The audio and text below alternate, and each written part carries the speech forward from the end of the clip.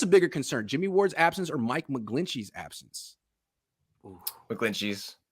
After seeing last night, I think that was a foreshadowing of what it's going to look like if you got Mokivitz or anyone else out there. Because exactly the reason why you said, if you got, there's no Compton, there's no Superman coming through to save the day, you know, Leo's boy, you know, I'm pretty convinced.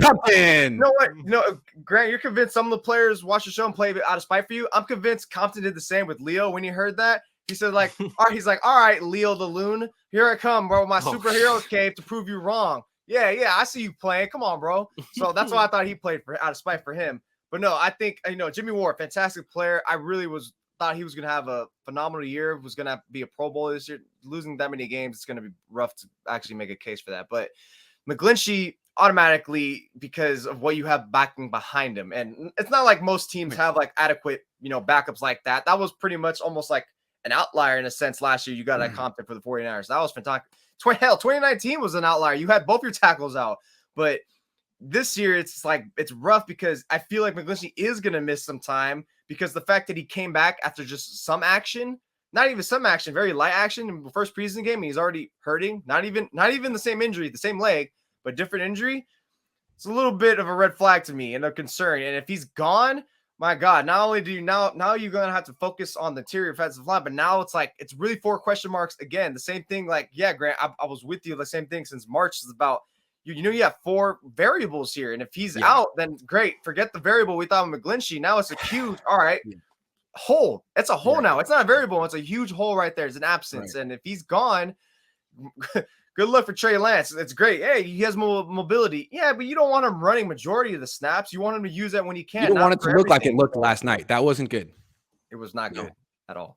Leo. So I have 2 kids. I'm allowed a dad joke once, right? The 49ers are what you're saying is the 49ers are straight out of Compton? I liked it. I like that joke. That was good.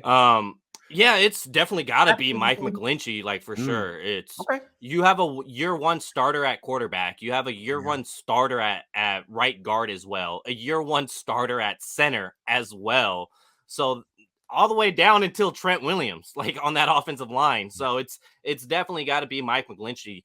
Obviously, weeks 3 and 4 is going to be tough to cover Jimmie Ward's assignment when they play the Denver Broncos and Los Angeles Rams, but still, regardless, it's got to be Michael McGlinchey's position because 49ers got to put some points on the board if they want to win these games, especially in Denver or against the Rams.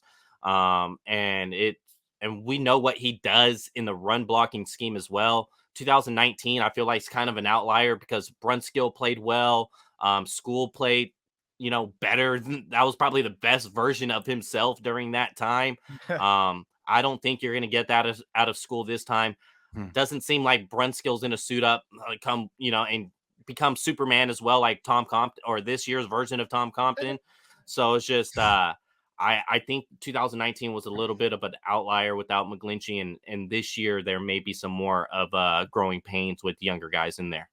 It warms my heart for us to give Tom Compton his flowers retroactively. Tom, if you're watching, you're the man. You were right. We were wrong.